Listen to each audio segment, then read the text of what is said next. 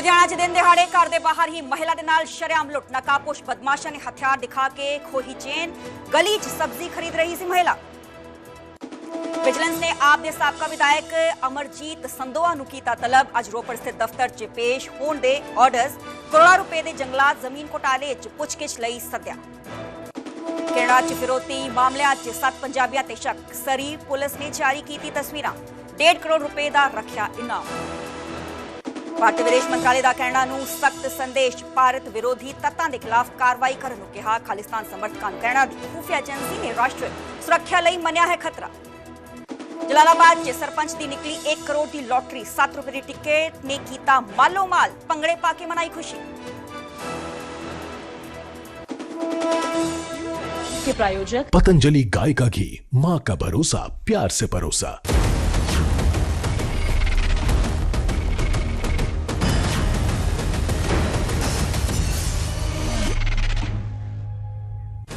ਸਤਿ ਸ਼੍ਰੀ ਅਕਾਲ ਜੀ, ਮੈਂ ਹਾਂ ਸਰਬਜੋਤ ਕੌਰ। ਨਿਊਜ਼ 18 ਪੰਜਾਬ ਹਰਿਆਣਾ ਹਿਮਾਚਲ ਦੇਖ ਰਹੇ ਸਾਰੇ ਦਰਸ਼ਕਾਂ ਦਾ ਸਵਾਗਤ ਹੈ। ਦਸਤਾ ਦਮ 'ਚ ਅਸੀਂ ਸਭ ਤੋਂ ਜ਼ਿਕਰ ਕਰਾਂਗੇ ਗੁਆਂਢੀ ਮੁਲਕ ਪਾਕਿਸਤਾਨ ਦਾ, ਕਿਉਂਕਿ ਪਾਕਿਸਤਾਨ ਆਪਣੀਆਂ ਨਾਪਾਕ ਹਰਕਤਾਂ ਤੋਂ ਨਾਪਾਕ ਸਾਜ਼ਿਸ਼ਾਂ ਤੋਂ ਬਾਜ਼ ਨਹੀਂ ਆਂਦਾ ਹੈ। ਕਿਉਂਕਿ ਕੁਝ ਦਿਨ ਪਹਿਲਾਂ ਦਿੱਲੀ ਦੀ ਸਪੈਸ਼ਲ ਸੈੱਲ ਦੇ ਵੱਲੋਂ ਕੁਝ ਗੁਰਗੇ ISI ਦੇ ਨਾਲ ਸੰਬੰਧਿਤ ਗ੍ਰਿਫਤਾਰ ਕੀਤੇ ਗਏ ਸੀ। ਪਰ ਹੁਣ ਇਹ ਜੋ ਗੁਰਗੇ ਨੇ ਵੱਡੇ ਖੁਲਾਸੇ ਕਰਦੇ ਹੋਏ ਨਜ਼ਰ ਆ ਰਹੇ ਨੇ। ਤੁਹਾਨੂੰ ਸਭ ਨੂੰ ਯਾਦ ਹੋਏਗਾ ਕਿ 2016 ਦਾ ਪਠਾਨਕੋਟ 에ਅਰ ਬੇਸ ਤੇ ਅਟੈਕ ਸਭ ਦੇ ਮਨਾਂ 'ਚ ਹੱਲੇ ਵੀ ਤਾਜ਼ਾ ਹੈ। ਕਿਸ ਤਰੀਕੇ ਨਾਲ 4 ਮਿਲੀਟੈਂਟਸ ਪਠਾਨਕੋਟ 에ਅਰ ਬੇਸ ਦੇ ਅੰਦਰ ਵੜ ਕੇ ਤਬਾਹੀ ਉਹਨਾਂ ਦੇ ਵੱਲੋਂ ਮਚਾਈ ਗਈ ਸੀ। ਕਾਫੀ ਲੰਬੇ ਸਮੇਂ ਤੱਕ ਇਸ ਆਪਰੇਸ਼ਨ ਨੂੰ ਅੰਜਾਮ ਦਿੱਤਾ ਗਿਆ ਸੀ ਇੰਡੀਅਨ ਆਰਮਡ ਫੋਰਸਿਸ ਦੇ ਵੱਲੋਂ। ਤੇ ਇਸੇ ਤਰੀਕੇ ਦੀ ਘਟਨਾ ਨੂੰ ਅੰਜਾਮ ਇੱਕ ਵਾਰ ਮੁੜ ਤੋਂ ISI ਦੇ ਗੁਰਗੇ ਦੇਣ ਦੀ ਫਿਰਾਕ ਸੀ। ਪਰ ਇਸ ਤੋਂ ਪਹਿਲਾਂ ਹੀ ISI ਦੇ ਗੁਰਗੇ ਦਿੱਲੀ ਸਪੈਸ਼ਲ ਸੈੱਲ ਨੇ ਗ੍ਰਿਫਤਾਰ ਕੀਤੇ ਤੇ ਹੁਣ ISI ਦੇ ਗ੍ਰਿਫਤਾਰ ਗੁਰਗਿਆਂ ਤੋਂ ਪੁੱਛਗਿੱਛ ਕਈ ਵੱਡੇ ਖੁਲਾਸੇ ਹੋ ਰਹੇ ਨੇ। ਕਿਉਂਕਿ ਪਠਾਨਕੋਟ 에ਅਰ ਬੇਸ ਤੇ ਜਿਸ ਤਰੀਕੇ ਨਾਲ ਅਟੈਕ ਕੀਤਾ ਗਿਆ ਸੀ, ਉसी ਤਰ੍ਹਾਂ ਤੇ ਹਿਸਾਰ ਦੇ ਇੱਕ ਆਰਮੀ ਕੈਂਪ ਨੂੰ ਨਿਸ਼ਾਨਾ ਬਣਾਉਣਾ ਚਾਹੁੰਦਾ ਸੀ ISI ਦੇ ਨਿਸ਼ਾਨੇ ਤੇ ਸੀ ਹਿਸਾਰ ਦਾ ਆਰਮੀ ਕੈਂਪ। ਇਸ ਵੇਲੇ ਦੀ ਵੱਡੀ ਖਬਰ, ਰੇਕੀਕਾਰ ਆਰਮੀ ਕੈਂਪ ਦਾ ਵੀਡੀਓ ਬਣਾ ਕੇ ਵੀ ਭੇਜਿਆ ਗਿਆ ਸੀ। ਪਾਕਿਸਤਾਨ ਦਿੱਲੀ ਸੋਨੀਪਤ ਹਾਈਵੇ ਤੇ ਇੱਕ ਢਾਬਾ ਵੀ ਨਿਸ਼ਾਨੇ ਤੇ ਹੀ ਸੀ ਇਹਨਾਂ ਗੁਰਗਿਆਂ ਦੇ। ਪੁੱਛਗਿੱਛ ਵਿੱਚ ਇਹ ਵੱਡੇ ਖੁਲਾਸੇ ਹੋ ਰਹੇ ਨੇ। ਢਾਬੇ ਤੇ ਹੈਂਡ ਗ੍ਰੇਨੇਡ ਦੇ ਨਾਲ ਹਮਲਾ ਕਰ ਤਬਾਹੀ ਦਾ ਇਹ ਪੂਰਾ ਪਲਾਨ ਇਹਨਾਂ ਦੇ ਵੱਲੋਂ ਬਣਾਇਆ ਗਿਆ ਸੀ। ISI ਦੇ ਨਿਸ਼ਾਨੇ ਤੇ ਸੀ ਦਿੱਲੀ ਦਾ ਇਤਿਹਾਸਿਕ ਮੰਦਿਰ ਵੀ। ਤੇ ISI ਮੋਡਿਊਲ ਦੇ ਨਾਲ ਜੁੜੇ ਮੁਲਜ਼ਮ ਨੇ ਮੰਦਿਰ ਦੀ ਰੇਕੀ ਵੀ ਕੀਤੀ ਸੀ। ਕਿਉਂਕਿ ਇਹਨਾਂ ਘਟਨਾਵਾਂ ਨੂੰ ਅੰਜਾਮ ਦੇਣ ਤੋਂ ਪਹਿਲਾਂ ਜੋ ISI ਦੇ ਗੁਰਗੇ ਹੁੰਦੇ ਨੇ, ਜੋ ਮੁਲਜ਼ਮ ਹੁੰਦੇ ਨੇ, ਉਹਨਾਂ ਦੇ ਵੱਲੋਂ ਪ੍ਰੋਪਰ ਤਰੀਕੇ ਨਾਲ ਰੇਕੀ ਕੀਤੀ ਜਾਂਦੀ ਹੈ ਕਿ ਕਿਸ ਥਾਂ ਤੇ ਕਿਸ ਵੇਲੇ ਇਹਨਾਂ ਘਟਨਾਵਾਂ ਨੂੰ ਅੰਜਾਮ ਉਹਨਾਂ ਦੇ ਵੱਲੋਂ ਦਿੱਤਾ ਜਾ ਸਕਦਾ ਹੈ। ਤੇ ਦਿੱਲੀ ਪੁਲਿਸ ਦੀ ਸਪੈਸ਼ਲ ਸੈੱਲ ਦੀ ਪੁੱਛਗਿੱਛ ਇਹ ਵੱਡਾ ਖੁਲਾਸਾ ਹੋਇਆ ਹੈ ਤੇ ਕਈ ਜੋ ਮੇਨ ਪੁਆਇੰਟ ਸੀ, ਮੇਨ ਸਥਾਨ ਸੀ, ਉਹ ਇਹਨਾਂ ਦੇ ਨਿਸ਼ਾਨੇ ਤੇ ਸੀ। ਕੱਲ ISI ਤੇ ਸ਼ਹਿਜ਼ਾਦ ਪੱਟੀ ਦੇ ਨਾਲ ਜੁੜੇ 9 ਗੁਰਗੇ ਪੁਲਿਸ ਦੇ ਵੱਲੋਂ ਗ੍ਰਿਫਤਾਰ ਕੀਤੇ ਗਏ ਸੀ।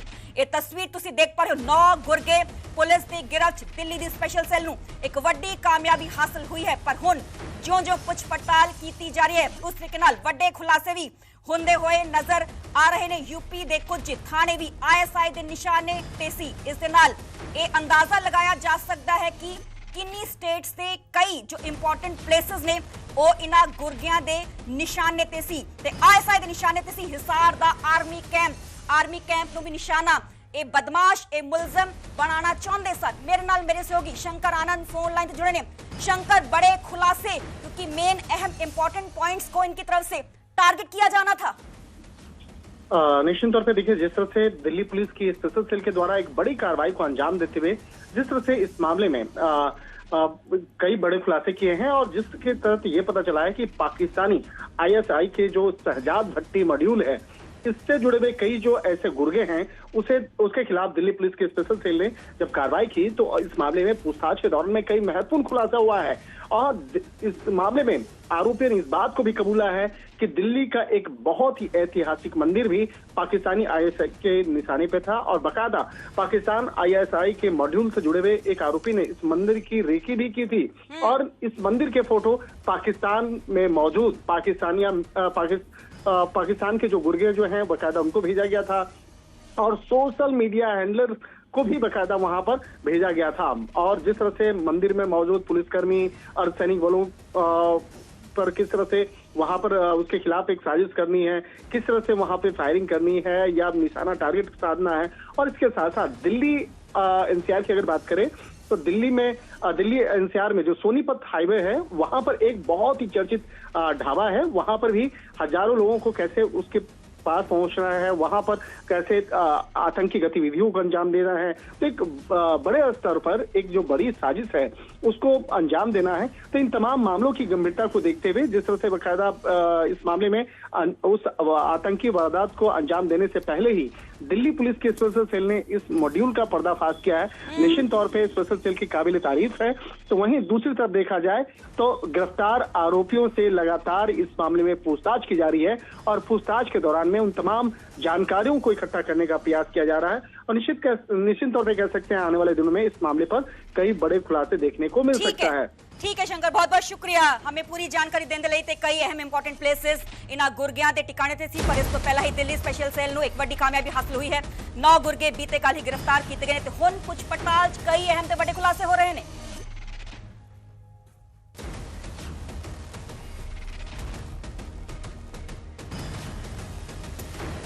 ਅੱਜ ਪੰਥ ਦੀ ਕਚਹਿਰੀ 'ਚ ਸਪੀਕਰ ਕੁਲਤਾਰ ਸਿੰਘ ਸੰਧਵਾ ਦੀ ਪੇਸ਼ੀ ਹੈ। ਦੱਸ ਕੇ ਅਕਾਲ ਤਖਤ ਸਾਹਿਬ ਦੇ ਜਥੇਦਾਰ ਗਿਆਨੀ ਕੁਲਦੀਪ ਸਿੰਘ ਗੜਗੜ अकाल तख्त साहब पहुंच चुके ने। थोड़ी देर ही अकाल तख्त साहब से पेश होंगे स्पीकर, क्योंकि आज 11 बजे उन्हां दी पेशी है।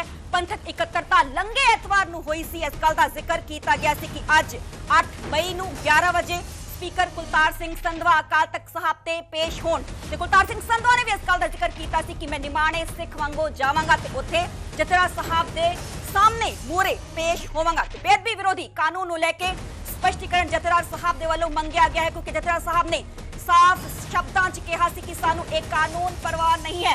अकाल तख्त साहब नू बॉयकॉट किया गया है, इस एसजीपीसी की शमूलियत नहीं है। इन्हां गल्लां दा जिक्र जथेदार साहब दे वालों ऑलरेडी किया जा चुका है। स्पीकर संधवा ने निमाणे सिख वजों पेश होने की गल भी आखी सी। दस दे कि अकाल तख्त साहब के कार्यकारी जथेदार ज्ञानी कुलदीप सिंह गड़गड़ के वालों सिख विद्वाना जथेबंदियां ते कानूनी माहर नाल मीटिंग की गई सी लंघे एतवार ते तस्वीरां तुसीं देख पा रहे हो। अकाल तख्त साहब यानी कुलदीप सिंह गड़गड़ आज पहुंच चुके ने ते इत्थे ही कुछ देर बाद स्पीकर कुलतार सिंह संधवा भी इत्थे पहुंचणगे, नतमस्तक होणगे दरबार साहब ते उस तो बाद पेशी है, क्योंकि 13 अप्रैल तो एक गल पूरी तुरी हुई सी। 13 अप्रैल तो तुरी हुई गल 18 तरीक नूं प्रवानगी मिल गई सी, पर हुण एक गल तुरदी तुरदी पहुंच गई है अकाल तख्त साहब। अकाल तख्त साहब दे वालों जो है तलब किया गया है स्पीकर कुलतार सिंह संधवा नूं, क्योंकि इस गल का जिक्र जथेदार साहब ने किया सी कि कस्टोडियन ने स्पीकर कुलतार सिंह संधवा उन्हां तो साडे तो जवाब मंगिया जाएगा कि क्यों अकाल तख्त साहब दे वालों उन्हां नूं बायकॉट किया गया। ते साडे नाल राजीव शर्मा लाइव जुड़े हुए ने।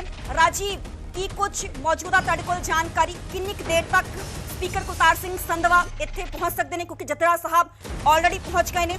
जे मैं वार पलटवार का जिक्र करा तो बीते कल ही सीएम भगवंत मान इत्थे पहुंचे सी, उन्होंने इस गल का जिक्र किया सी कि जो संगतां नूं ये पूरा कानून परवान है तो एसजीपीसी नूं क्यों नहीं परवान है, क्योंकि एसजीपीसी दे अकावां नूं परवान नहीं है। एसजीपीसी दे अकावां दे नाम बेदबी च बोलदे ने। बिल्कुल सरबजोत, इस वेले की जी जानकारी है कि जो अकाल तख्त साहब के जथेदार ने थोड़ी देर पहला वो अकाल तख्त साहब सकत्रेत के अंदर आने तो बाद इस वेले दरबार साहब के अंदर नतमस्तक होने के लिए पहुंचे ने। एक बार हलचल दिखा दें कि किस तरीके की हलचल है इत्थे, क्योंकि अज का समा दिता गया सी 11 बजे का। हालांकि सरकार वालों या कुलतार संधवा वालों ऐसी कोई जानकारी फिलहाल मीडिया नूं नहीं दी गई कि वो किन्ने बजे इत्थे पहुंचणगे। पर जेकर गल की जाए एसजीपीसी की तो एसजीपीसी की टास्क फोर्स भी इत्थे तैनात है और पुलिस वालों भी पुख्ता प्रबंध जिहड़े आ वो कीते गए ने। तो 11 बजे का समा जिहड़ा वो निर्धारित किया गया सी। हुण देखना होएगा कि जो विधान सभा के स्पीकर ने कुलतार संधवा वो किन्ने बजे इत्थे पहुंचते हैं। और क्योंकि जो जथेदार ने अकाल तख्त साहब दे उन्होंने जो हुणे गलबात करने की कोशिश की तो उन्होंने कहना सी कि पहला उन्होंने पहुंच लैण दिओ की गलबात हुंदी है, उस तो बाद बकायदा तौर पर जो जथेदार ने वो मीडिया के नाल गलबात करनगे, बकायदा तौर पर पीसी जो है वो की जाएगी। तो इस वेले इस पासे की भी मैं तस्वीर दिखा दें कि तुसी देख सकते हो कि पुलिस के जिहड़े अधिकारी ने सीनियर वो भी इत्थे मौजूद ने, क्योंकि पुख्ता प्रबंध जिहड़े है वो जिथे अंदर की गल की जाए तो एसजीपीसी की जिम्मेवारी है और जेकर बाहर के प्रबंधों की गल की जाए तो वह पंजाब पुलिस के अधीन है। क्योंकि किसी तरह की कोई जो है शोर शराबा या कोई रौला रप्पा ना पवे, इस करके शांतमई तरीके दे नाल पूरी ਜਿਹੜੀ ਅੱਜ ਦੀ ਇਸ ਨੂੰ ਮੀਟਿੰਗ ਕਹੀਏ ਜਾਂ ਫਿਰ ਪੇਸ਼ੀ ਕਹੀਏ, ਕਿਉਂਕਿ ਅਕਾਲ ਤਖਤ ਸਾਹਿਬ ਦੇ ਜਥੇਦਾਰ ਵੱਲੋਂ ਜਦੋਂ ਸਿੱਖ ਬੁੱਧੀਜੀਵੀਆਂ ਦੇ ਨਾਲ, ਪੰਥਕ ਆਗੂਆਂ ਦੇ ਨਾਲ ਮੀਟਿੰਗ ਕੀਤੀ ਜਾਂਦੀ ਹੈ ਤਾਂ ਉਸ ਦੇ ਵਿੱਚ ਇਹ ਫੈਸਲਾ ਉਹਨਾਂ ਵੱਲੋਂ ਲਿਆ ਗਿਆ ਸੀ ਕਿ ਅਕਾਲ ਤਖਤ ਸਾਹਿਬ ਨੂੰ ਜੋ ਹੈ ਜਦੋਂ ਇਹ ਕਾਨੂੰਨ ਬਣਾਇਆ ਗਿਆ ਤਾਂ ਪੰਥ ਔਰ ਅਕਾਲ ਤਖਤ ਸਾਹਿਬ ਨੂੰ ਨਜ਼ਰ ਅੰਦਾਜ਼ ਕੀਤਾ ਗਿਆ। ਇਸੇ ਕਰਕੇ ਅੱਜ ਜੋ ਵਿਧਾਨ ਸਭਾ ਦੇ ਸਪੀਕਰ ਨੇ ਕੁਲਤਾਰ ਸੰਧਵਾ, ਉਹਨਾਂ ਨੂੰ ਬਕਾਇਦਾ ਤੌਰ ਤੇ ਇੱਕ ਪੱਤਰ ਜਾਰੀ ਕਰਕੇ ਅੱਜ 11 ਵਜੇ ਅਕਾਲ ਤਖਤ ਸਾਹਿਬ ਵਿਖੇ ਆ ਕੇ ਆਪਣਾ ਜਿਹੜਾ ਸਪਸ਼ਟੀਕਰਨ ਹੈ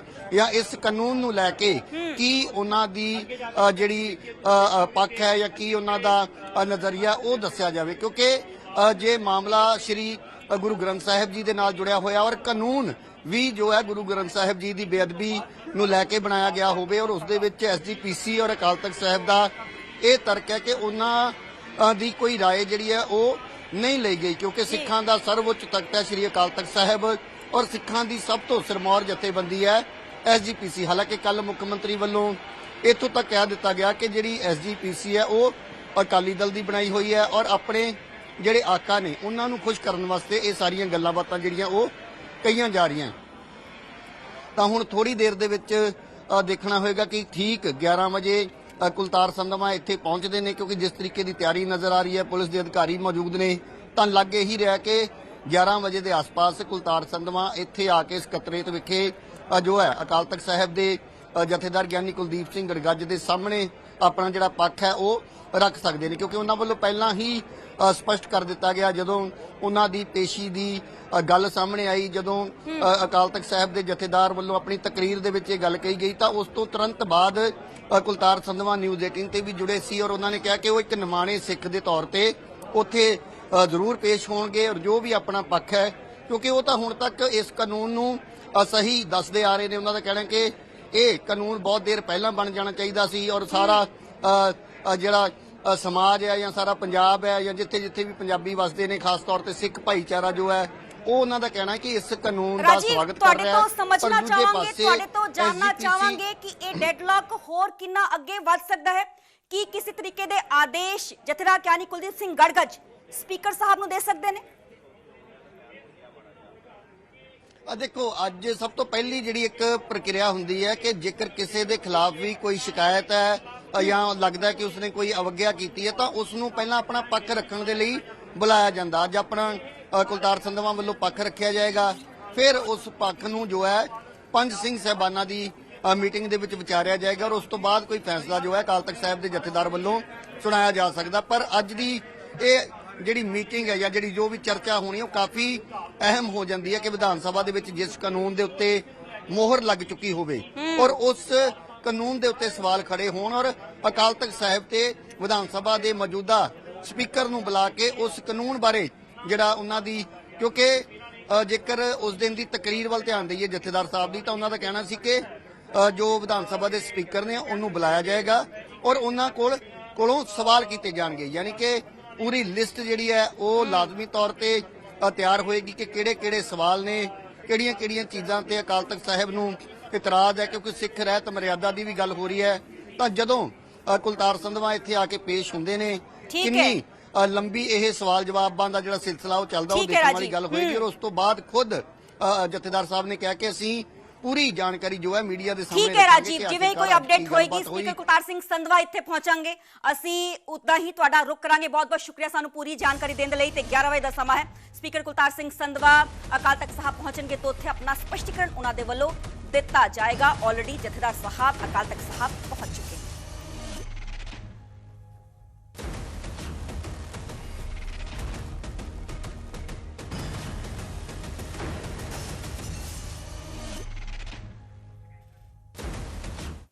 बंगाल की जीत हमारी है, अब पंजाब की बारी है, ਇਹ ਨਾਰੇ ਲੱਗੇ ਸੀ ਬੀਜੇਪੀ ਹੈੱਡਕੁਆਰਟਰਸ ਦਿੱਲੀ ਜਦੋਂ ਕਿ ਵੈਸਟ ਬੰਗਾਲ ਨੂੰ ਫਤਿਹ ਕੀਤਾ ਗਿਆ ਸੀ ਬੀਜੇਪੀ ਦੇ ਵੱਲੋਂ। ਤੇ ਹੁਣ ਬੰਗਾਲ ਤੋਂ ਬਾਅਦ ਬੀਜੇਪੀ ਦਾ ਪੰਜਾਬ ਤੇ ਪੂਰਾ ਫੋਕਸ ਹੈ। ਦੱਸ ਕੇ ਪੰਜਾਬ ਬੀਜੇਪੀ ਨੇ ਮੁੱਖ ਦਫ਼ਤਰ ਦੇ ਬਾਹਰ ਹੋਰਡਿੰਗਸ ਲਗਾਈਆਂ ਨੇ। ਹੋਰਡਿੰਗਸ ਤੇ ਲਿਖਿਆ ਹੈ ਕਿ ਹੁਣ ਪੰਜਾਬ ਦੀ ਵਾਰੀ ਹੈ, ਬੰਗਾਲ ਨੇ ਦਿੱਤੀ ਹੈ ਭਾਜਪਾ ਨੂੰ ਸੇਵਾ ਤੇ ਹੁਣ ਪੰਜਾਬ ਦੀ ਹੈ ਵਾਰੀ। ਇਹ ਪੂਰੇ ਹੋਰਡਿੰਗਸ ਤੇ ਸਲੋਗਨਸ ਲਗਾਏ ਗਏ ਨੇ। ਕਾਬਿਲੇ ਗੌਰ ਹੈ ਕਿ ਵਾਰ-ਵਾਰ ਜੋ ਬੀਜੇਪੀ ਦੇ ਦਿੱਗਜ ਆਗੂ ਨੇ ਉਹ ਇੱਕ ਹੀ ਸੁਰ ਚ ਕਹਿੰਦੇ ਹੋਏ ਵਿਖਾਈ ਦੇ ਰਹੇ ਨੇ ਕਿ ਅਸੀਂ ਵੈਸਟ ਬੰਗਾਲ ਨੂੰ ਫਤਿਹ ਕਰ ਲਿਆ ਤੇ ਹੁਣ ਸਾਡਾ ਪੂਰਾ ਫੋਕਸ, ਸਾਡਾ ਪੂਰਾ ਟਾਰਗੇਟ पंजाब ये काबिले गौर है कि 8 ਤੋਂ 9 ਮਹੀਨੇ ਮਹਿਜ਼ ਰਹਿ ਚੁੱਕੇ ਨੇ ਤੇ ਪੰਜਾਬ 'ਚ ਇਲੈਕਸ਼ਨ ਹੋਣ ਜਾ ਰਹੀਆਂ ਨੇ। ਇਹ ਇਲੈਕਸ਼ਨ ਈਅਰ ਹੈ। ਇਹ ਹੋਰਡਿੰਗਸ ਤੁਹਾਨੂੰ ਬਿਲਕੁਲ ਨੇੜੇ ਤੋਂ ਦਿਖਾ ਰਹੇ ਹਾਂ ਜੋ ਕਿ ਬੀਜੇਪੀ ਦਫ਼ਤਰ ਦੇ ਬਾਹਰ ਲਗਾਏ ਗਏ ਨੇ। ਬੰਗਾਲ ਨੇ ਦਿੱਤੀ ਭਾਜਪਾ ਨੂੰ ਸੇਵਾ ਤੇ ਹੁਣ ਪੰਜਾਬ ਦੀ ਹੈ ਵਾਰੀ। 15 ਸਾਲ ਬਾਅਦ ਤਖਤਾ ਪਲਟ ਵੈਸਟ ਬੰਗਾਲ 'ਚ ਹੋਇਆ ਹੈ। ਅਸੀਂ ਦੇਖਿਆ ਕਿ ਕਿਸ ਤਰੀਕੇ ਨਾਲ 200 ਤੋਂ ਪਾਰ ਸੀਟਾਂ ਬੀਜੇਪੀ ਦੇ ਵੱਲੋਂ ਜਿੱਤੀਆਂ ਗਈਆਂ ਨੇ ਵੈਸਟ ਬੰਗਾਲ 'ਚ ਤੇ ਬੀਜੇਪੀ ਦਾ ਕਹਿਣਾ ਹੈ ਕਿ ਕੁਝ ਵੀ ਪੋਸੀਬਲ ਹੈ ਤੇ ਹੁਣ ਸਾਡਾ ਪੂਰਾ ਫੋਕਸ ਇसी ਸਾਲ ਹੋਏਗਾ पंजाब ਤੇ क्योंकि आने वाले दिनों च पंजाब असेंबली इलेक्शंस होने जा रही ने ते बंगाल की जीत हमारी है। अब पंजाब की वारी है। ये पूरे नारे लगे सी पंजाब बीजेपी दिल्ली बीजेपी हैडक्वार्टर्स जदों कि उत्थे पीएम नरेंद्र मोदी पहुंचे सन ते उत्थे पूरी समुची लीडरशिप बीजेपी दी उत्थे पहुंची सी ते एक सुर च ये नारे लगाए गए सी। सैलीब्रेट उत्थे कीता गया सी जो पीएम नरेंद्र मोदी ने उन्हां दे वल्लों संबोधन कीता गया सी। पर हुण बंगाल तो बाद बीजेपी का पूरा फोकस पंजाब ते है। ये भी क्यासरियां लगाइयां जा रही ने कि इस महीने के अंत तक जो देश के गृह मंत्री ने अमित शाह वो पंजाब पहुंचणगे ते इत्थे वख-वख थावां ते नशियां दे विरुद्ध रैलियां वख-वख थावां ते उन्हां दे वल्लों कीतियां जाणगीआं। इस तो पहला असीं देखिया सी कि फरवरी के महीने च जो देश के गृह मंत्री अमित शाह ने किली चाला मोगा च आए थे तो उत्थे 2027 असेंबली इलैक्शनस लैके हुंकार उन्हां दे वल्लों भरी गई सी। नशे का मुद्दा उन्हां दे वल्लों चुकिया गया सी। जो धर्म परिवर्तन का मुद्दा उन्हां दे वल्लों चुकिया गया सी। पर हुण ये जो होर्डिंग्स ने ये लगाए गए ने ते साडे नाल बिक्रमजीत सिंह पासी जुड़े हुए ने आम आदमी पार्टी के आगू ने। सर स्वागत है तुहाडा न्यूज़ 18 पंजाब ते। पंजाब बीजेपी ने मुख्य दफ्तर के बाहर ये होर्डिंग्स लगाए ने कि बंगाल ने भाजपा नूं सेवा दित्ती है ते हुण पंजाब दी वारी जी। पासी जी योग दर्शकों ਨੂੰ ਵੀ ਜੀ देखो ये मंगेरी लाल ਦੇ ਹਸੀਨ ਸੁਪਨੇ ਹੈ ਪਰ ਵੈਸੇ ਵੀ ਬੰਗਾਲ ਨੇ ਇਹਨਾਂ ਨੂੰ ਸੇਵਾ ਦਿੱਤੀ ਨਹੀਂ ਹੈ ਜੀ। ਬੰਗਾਲ ਦੇ ਵਿੱਚ ਇਹਨਾਂ ਨੇ ਵੋਟਾਂ ਦੀ ਲੁੱਟ ਕੀਤੀ ਹੈ। ਇਹਨਾਂ ਨੇ SIR ਦੇ ਨਾਂ ਤੇ CRPF ਲਗਾ ਕੇ ਆਪਾਂ ਨੂੰ ਸਾਰਾ ਹੀ ਪਤਾ ਹੈ ਜੀ ਕਿ ਕੀ ਕੁਝ ਹੋਇਆ। ਪਰ ਇਹਨਾਂ ਨੂੰ ਇਹ ਨਹੀਂ ਪਤਾ ਕਿ ਇਹ ਪੰਜਾਬ ਹੈ ਨਾ ਜਿਹੜਾ ਪੰਜਾਬੀ ਨਾ ਧੱਕਾ ਕਰੇ ਨਾ ਧੱਕਾ ਬਰਦਾਸ਼ਤ ਕਰੇ। ਪੰਜਾਬੀ ਉਸ ਵਾਹਿਗੁਰੂ ਦੀ ਰਹਿਮਤ ਦੇ ਵਿੱਚ ਰਹਿਣਾ ਪਸੰਦ ਕਰਦਾ ਨਾ ਕਿ ਇਦਾਂ ਦੀਆਂ ਚਾਲਬਾਜ਼ੀਆਂ ਜਿਹੜੀਆਂ ਭਾਜਪਾ ਖੇਡਦੀ ਹੈ। ਔਰ ਇੱਕ ਚੀਜ਼ ਬੜੀ ਸਾਬਤ ਹੋ ਗਈ ਕਿ ਭਾਜਪਾ ਜਿੱਥੇ ਵੀ ਆਪਣੀ ਇਲੈਕਸ਼ਨ ਕੈਂਪੇਨ ਸ਼ੁਰੂ ਕਰਦੀ ਹੈ ਬੜੇ ਤਰ੍ਹਾਂ ਦੇ ਹੱਥਕੰਡੇ ਅਪਣਾਉਂਦੀ ਹੈ ਜਿਹੜੇ ਕਿ ਗੈਰ ਲੋਕਤੰਤਰਿਕ ਹੈ, ਅਲੋਕਤੰਤਰਿਕ ਜਿਨ੍ਹਾਂ ਨੂੰ ਕਿਹਾ ਜਾਂਦਾ। ਔਰ ਭਾਜਪਾ ਸੱਤਾ ਲੋਲੂ ਪਾਰਟੀ ਹੈ, ਉਹਦੇ ਲਈ ਬੜੇ ਡਰਾਮੇ ਰਚਦੀ ਹੈ, ਹਰ ਤਰ੍ਹਾਂ ਦਾ ਖੇਲ ਖੇਲਦੀ ਹੈ। ਉਹ ਗੈਰ ਕਾਨੂੰਨੀ ਵੀ ਹੁੰਦਾ, बीजेपी तो कहती है कि ਗੈਰ जो पंजाब इखलाकी के भी लोग ਹੁੰਦਾ ने मौजूदा सरकार तो बहुत अक्के होए ने ते तख्ता पलटना ਉਹ ਚਾਹੁੰਦੇ ਨੇ ਤੇ ਇਹੀ ਆਉਣ ਵਾਲੇ ਦਿਨਾਂ 'ਚ ਹੋਏਗਾ ਵੀ। ਦੇਖੋ ਮਾਨ ਸਾਹਿਬ ਨਾ ਤੁਹਾਡੇ ਸਾਹਮਣੇ ਜਿਹੜਾ ਹੈ ਜੀ यात्रा कर रहे हैं, शुकराना यात्रा कर रहे हैं। और तुसी एक चीज नोट करो कि लोगों का हजूम जितना लोग सड़कों ते खड़ खड़ वेट कर रहे हैं वो चीज दर्शा रही है कि लोग आम आदमी पार्टी के नाल है। आम आदमी पार्टी की सरकार ने जिहड़े लोग हतैसी फैसले लए, चाहे वो 300 यूनिट बिजली का होवे, सेहत सुविधावां होण, सिक्ख्या सुविधावां होण, टेलां तक पानी पहुंचाना होवे, वो सारी चीज़ों नूं लोग पसंद करते हैं। भाजपा दी हर वारी जमानत जब्त हुई है जी। आ पिछले 2-3 सालों च देख लो जिन्ने भी जिमनी चोणां होईयां भाजपा दा जमानतां जब्त करा के बैठी है जी। हाँ इन्ना जरूर है कि भाजपा जिहड़े गैर लोकतांत्रिक हथकंडे अपनाउंदी है, जिहड़ा इलैक्शन कमीशन दा होर चीज़ां दा दुरुपयोग करदी है, ये बाकी स्टेट्स तक कामयाब होगी पर पंजाब इन्हां नूं मूंह नहीं लगाउण वाला जी। इन्हां दे सुपने धरे दे धरे रह जाने हैं। ये कल भी जीरो सी, अज भी जीरो है ते भाजपा कल भी जीरो होएगी। ठीक है, चलो बहुत बहुत शुक्रिया बिक्रमजीत सिंह पासी हमारी पार्टी के आगू सर ने जुड़े। उन्होंने इस गल का जिक्र किया कि जो सुपने बीजेपी देख रही है वो तरे दे तरे ही रह जाने। पर दूसरे पासे बीजेपी फुल फ्लैज तैयार है क्योंकि अगला टारगेट पंजाब ही है। तो पंजाब बीजेपी के दफ्तर के बाहर ये होर्डिंग्स लगाए गए ने कि असी बंगाल फतेह कर चुके हैं ते हुण पंजाब दी वारी है।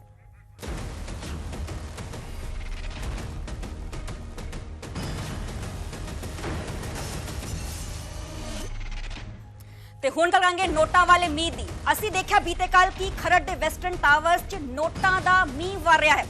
जिस किसी ने भी वो तस्वीरां देखियां उसदियां नज़रां खुलियां दियां खुलियां ही रह गईयां, अखां खुलियां दियां खुलियां ही रह गईयां।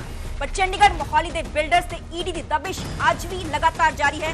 24 घंटे तो ज्यादा का समा हो चुका है क्योंकि रियल एस्टेट दे नाल ये जुड़े पूरे ठिकाने ने वख-वख दफ्तर ने उत्थे ईडी दबिश दे रही है। तो हुण तक 1.5 करोड़ रुपए की रिकवरी ईडी दे वल्लों की जा चुकी है। खरड़ नितिन गोहिल दे घर रेड लगातार जारी है। मोहाली दे फेज 4 और फेज 10 च भी छापेमारी लगातार जारी है। 12 लोकेशंस ਤੇ ਕੱਲ ਤੋਂ ਹੀ ईडी अपनी जांच लगातार कर रही है। कल सवेरे 7 ਵਜੇ ਤੋਂ ਛਾਪੇਮਾਰੀ ਜਾਰੀ ਹੈ। ईडी ने ਹੁਣ तक 1 करोड़ रुपए ਜ਼ਬਤ ਵੀ ਕੀਤੇ। ਦੱਸ ਕਿ ਕਈ ਬਿਲਡਰਸ ਦੇ ਟਿਕਾਣਿਆਂ ਤੇ ਇਹ ਦਬਿਸ਼ ਦਿੱਤੀ ਗਈ ਹੈ। ਸਨਟੈਕ ਸਿਟੀ ਦੇ ਲਈ ਗਲਤ ਤਰੀਕੇ ਕਾਗਜ਼ ਤਿਆਰ ਕਰਨ ਦੇ ਇਲਜ਼ਾਮ ਐਲੀਗੇਸ਼ਨਸ ਲੱਗੇ ਨੇ, ਕਿਉਂਕਿ ਪੂਰਾ ਮਾਮਲਾ ਕਈ ਸਾਲ ਪੁਰਾਣਾ ਦੱਸਿਆ ਜਾ ਰਿਹਾ ਹੈ। ਪਰ ਹੁਣ ਦਬਿਸ਼ ਦਿੱਤੀ ਗਈ ਹੈ। ਇੱਕੋ ਵੇਲੇ ਕਈ ਥਾਵਾਂ ਤੇ ਦਸਤਕ ईडी ਦੇ ਵੱਲੋਂ ਦਿੱਤੇ ਗਈ। 24 ਘੰਟੇ ਤੋਂ ਜ਼ਿਆਦਾ ਸਮਾਂ ਹੋ ਚੁੱਕਾ ਹੈ। ਹਲੇ ਵੀ लगातार जो ईडी है डॉक्यूमेंट्स खंगाल रही है। खर्च नितिन दे फ्लैट रेड दौरान छत तो ये नोटां नाल भरे बैग सुट्टे गए सी। ये तस्वीरां तुसी देख पा रहे हो वेस्टर्न टावर्स दियां। असीं होर जानकारी लैण दी कोशिश करांगे। मेरे नाल मेरे सहयोगी मनोज राठी लाइव जुड़े ने वेस्टर्न टावर्स तो ही खरड़ जो स्थित है। मनोज, हुण तक दी की कुछ अपडेट? बीते कल असीं देखिया कि नोटां दी बारिश हो रही सी, हालांकि असीं तो नहीं देखी, पर खरड़ दे वेस्टर्न सोसाइटी दे टावर दे लोकां ने जरूर देख लिया कि आसमान तो नोट भी वरदे ने। मौजूदा तस्वीर उत्थे दी की कुछ है कि हाले भी ईडी दी टीमां लगातार उत्थे दबिश दे रही हैं? हुण तक की कुछ रिकवरी? देखो बिल्कुल सरबजोत, जिद्दां तुसीं भी जिक्र कर रहे हो कि कल दा माहौल जिथे असीं मौजूद हैं, कल इस तरह का माहौल सी कि 9वीं मंजिल तो बैग जिहड़ा हैगा नीचे सुट्टिया जांदा है और नोट जिहड़े आ ओह खिलर जांदे ने। कोई समझ पांदा इन्नी देर तक ईडी दी एंट्री हुंदी है। हाउस नंबर 906 9वीं मंजिल ते ईडी पहुंचदी है और उस तो बाद छापेमारी शुरू कर दी है और उस तो बाद धीरे धीरे ये सारा सोसाइटी के लोग ने या फिर होर जेडे नेड़े तेड़े जेडे नेबर्स ने पड़ोसी ने उन्होंने समझ आता है कि कोई रेड जी है पई है।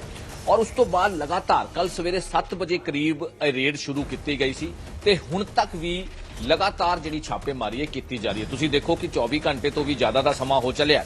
नितिन दा घर है इत्थे और जी ईडी वालों स्टेटमेंट कल दी गई सी शाम नूं 1 करोड़ तो भी ज्यादा जिहड़े कैश है वो सीज किया गया है और 21 लाख असीं कल भी जिक्र कर रहे थे 21 लाख का जिहड़ा बैग इत्थे सुट्टिया गया सीगा उसनूं भी रिकवर किया गया, रिकवर कर लिया गया है। जिहड़ी जानकारी जिहड़ी ईडी वालों दी गई है। देखो इहदे विच 2-3 चीज़ां बहुत अहम है जो कि ईडी वालों भी जानकारी दी गई है। 2022 की FIR का जिक्र किया गया है, 2024 की FIR का दर्ज किया गया है। 2022 की जिहड़ी FIR दर्ज हुई सी वो मुल्लापुर पुलिस स्टेशन दे विच हुई सी। उहदे विच भी फ्रॉड का जिहड़ा मामला दर्ज होया सीगा और कई जिहड़े बिल्डर्स ने उहदे विच ना सीगे। 2024 दे विच भी जिहड़ा FIR दर्ज हुई सी मोहाली दे फेज 11 दे विच उहदे विच भी इसी रिगार्डिंग फ्रॉड दे चीटिंग दे जिहड़े मामले है वो दर्ज होए सीगे।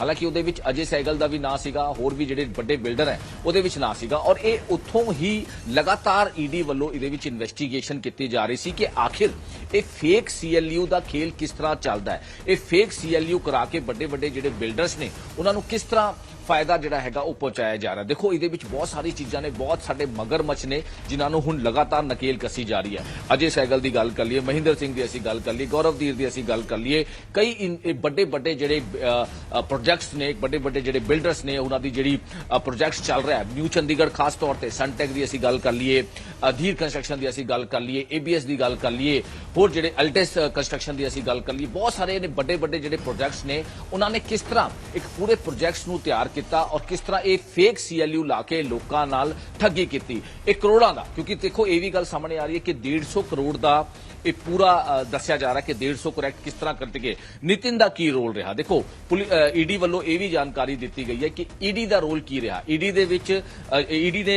जिस तरह जानकारी दी है कि नितिन का रोल जिहड़ा रहा है वो विचौलिए का रहा है कि किस तरह एक गमाडा नाल मिलके अधिकारियां, देखो अधिकारी भी हुण इहदे विच जरूर चपेट च आउणगे। हुण ईडी तैयारी कर रही है और इस वेले भी मोहाली दे फेज 4 दे विच ईडी दी छापेमारी की जा रही है। दस्या जा रहा है एक बड़ा बिल्डर है। मोहाली दे फेज 10 दे विच एक दफ्तर है, उत्थे भी लगातार जारी है। पलहेड़ी पिंड है जिथे सनटेक प्रोजेक्ट तैयार है, वो भी उत्थे भी जिहड़ी हैगी रेड की जा रही है। हजे भी 12 लोकेशंस जिहड़ी ने कल तो ही लगातार 24 घंटे का समा हो चुका है। लगातार ਇਹਦੇ ਵਿੱਚ रेड ਜਿਹੜੀ ਹੈ ਉਹ लगातार जारी है और होर भी कई चीज़ां दी ਇਹਦੇ ਵਿੱਚ इन्वेस्टिगेशन ਦੇ ਵਿੱਚ कई कागजात ਜਿਹੜੇ ਹੈਗੇ ਉਹ रिकवर किए गए ने। कई डिजिटल डिवाइस ਜਿਹੜੀ जानकारी सामने आ रही है कि ਇਹਦੇ ਵਿੱਚ रिकवर किए गए ने और कई इस तरह के डॉक्यूमेंट्स भी रिकवर किए गए ने जो कि बिल्कुल दर्शाता है कि बहुत सारे घोटाले, बहुत सारी चीज़ां ਇਹਦੇ ਵਿੱਚ सामने। ठीक है, चलो बहुत बहुत शुक्रिया मनोज। जिवें कोई अपडेट होएगी फिर तुहाडा जल्दी नाल रुक करांगे। पर हाले भी जो दबिश है ये ईडी दी टीमां दे वल्लों 12 वक-वक थावां ते जारी है, क्योंकि हाले भी जो डॉक्यूमेंट्स ने वो ईडी दी टीम दे वल्लों खंगाले जा रहे ने ते हुण तक 1.5 करोड़ तो वध रुपए दी रिकवरी ईडी दे अधिकारियों दे वल्लों कीती जा चुकी है।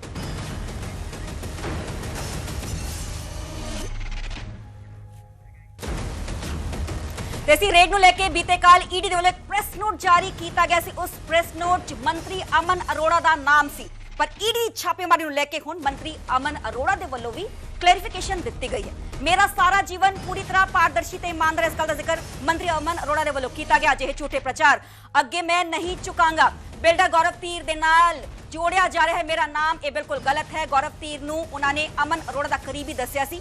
ईडी दे वल्लों दरअसल प्रेस नोट जारी किया गया सी। दस दे कि मोहाली 12 ठिकानियां ते रेड हुई है ते 1 करोड़ की रकम ऑलरेडी जब्त की जा चुकी है। खरड़ च एक बिल्डर दे फ्लैट रेड की गई सी। छत तो दस दे कि नोटा दे परे बैग्स बंडल सुट्टे गए सी, पर इस सब दे चलदे जो धीर बिल्डर्स ने उस नाल मंत्री अमन अरोड़ा दी नजदीकियां दा जिक्र किया गया है ईडी दे वल्लों। ते इस जदों नाम दा जिक्र किया गया ते मंत्री अमन अरोड़ा ने क्लैरिफिकेशन दी कि मेरा सारा जीवन पूरी तरह पारदर्शी ते ईमानदार है। अजिहे झूठे प्रचार दे अगे मैं झुकांगा नहीं।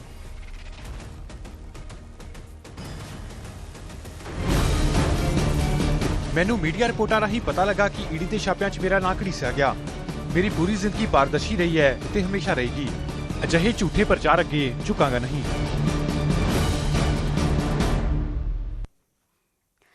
तो हुण गल कर लेने पंजाब कांग्रेस की, क्योंकि कल पंजाब कांग्रेस की एक अहम ते वड्डी बैठक होने जा रही है चंडीगढ़। पंजाब कांग्रेस इंचार्ज भूपेश बघेल दे वल्लों यह बैठक सद्दी गई है। उन्होंने अगवाई च मीटिंग होएगी। राजा वड़िंग, प्रताप सिंह बाजवा ते सीनियर लीडरशिप इस दौरान मौजूद रहेगी। 27 दी तैयारियों को लेके जो रणनीति है, मंथन है, वो किया जाएगा, क्योंकि 27 असेंबली इलेक्शंस बेहद ही नजदीक ने। महज 8 तो 9 महीने का समा रह चुका है। हर एक सियासी पार्टी के वल्लों पूरी कोशिश की जा रही है कि किस तरीके नाल हर एक वोटर तक पहुंच की जा सके, किस तरीके नाल स्ट्रैटेजी पूरी बनाई जाएगी ताजो 2027 असेंबली इलेक्शंस नूं फतेह किया जा सके। 2022 असेंबली इलेक्शंस का मैं जिक्र कराते महज 18 सीटां ही जितन च कामयाब रही सी, पर पंजाब कांग्रेस च अंदरूनी गुटबाजी का ग्रुपिज्म का वड्डे पद्धर ते जो है चर्चा होंदी है। ते किस तरीके दे नाल ये वड्डी बैठक कल होने जा रही है, देखना होएगा कि केड़े वड्डे आगू इस मीटिंग च शामिल होंदे ने। की साबका सीएम चरणजीत सिंह चन्नी इस मीटिंग का हिस्सा बननगे, क्योंकि कई बार अपनी नाराजगियां खुल के जाहिर कर चुके ने साबका सीएम चन्नी। तुहानूं याद होएगा जो कि कुछ महीने पहले बैठक हुई सी ते बैठक च साबका सीएम चन्नी दे वल्लों वड्डे पद्धर ते सवाल खड़े किए गए सी कि जो दलित आगू ने, दलित चेहरे ने, उन्होंने वड्डे वड्डे अहुदे पंजाब कांग्रेस च नहीं दिते जांदे। ते कल 2027 असेंबली इलेक्शंस लेके एक अहम ते वड्डा मंथन भूपेश बघेल की अगवाई च होने जा रहा है।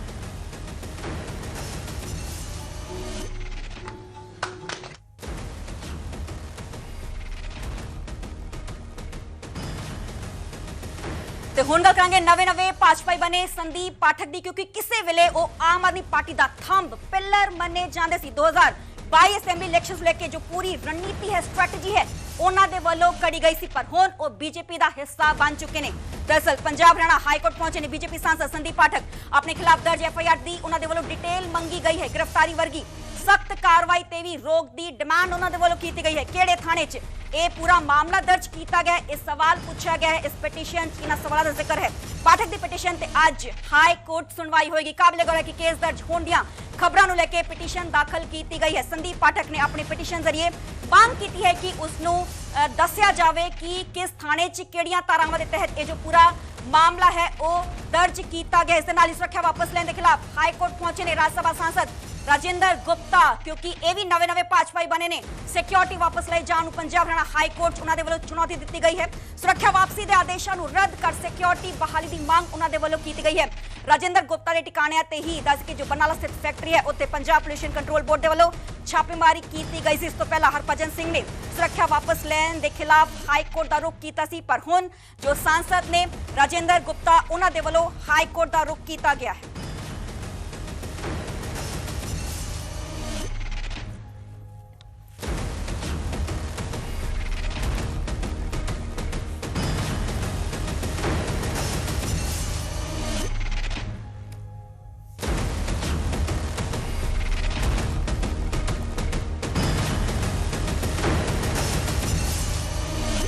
आपके आशीर्वाद से नया उपलब्धि जो अनुसूचित जाति और पिछड़े वर्ग के विद्यार्थी हैं उनको जो स्कॉलरशिप्स मिलते हैं भारत सरकार और राज्य सरकार को मिलकर 60-40 रेशो में जो मिलता है।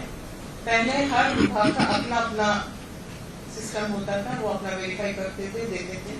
कई बार उसमें प्रोसीजरल डिलेस इतने ज्यादा होते थे कि 2-3 साल में भी वेरिफिकेशन ना हो पाना, टाइम से ना मिल पाना।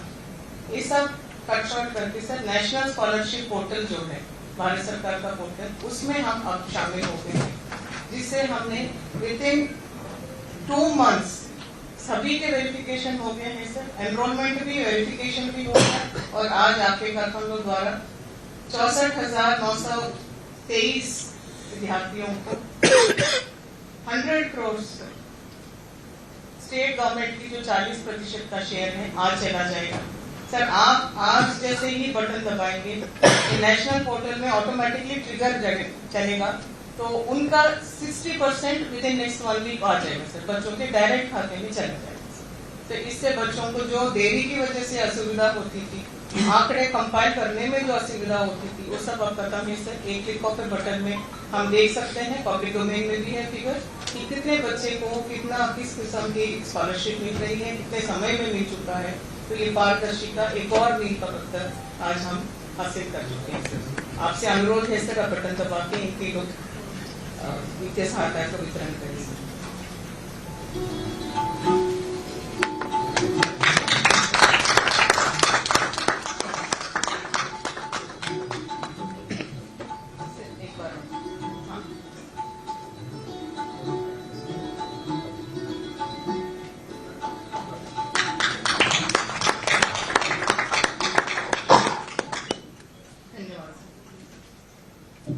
मैं माननीय अतिरिक्त मुख्य सचिव वित्त विभाग श्री अरुण कुमार जी से अनुरोध करूंगा कि दयालु स्कीम के लिए माननीय मुख्यमंत्री से राशि वितरण।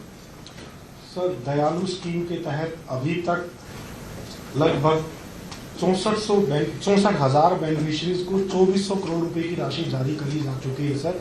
इतने परिवारों को इस योजना के तहत लाभ मिला है। आज आपके कर कमलों से 2 महीने की जो राशि लगभग 5600 परिवार हैं, उनको 215 करोड़ रुपए की राशि आज आपके कर कमलों से जारी होगी। सर, आपसे अनुरोध है कि बटन दबाकर इन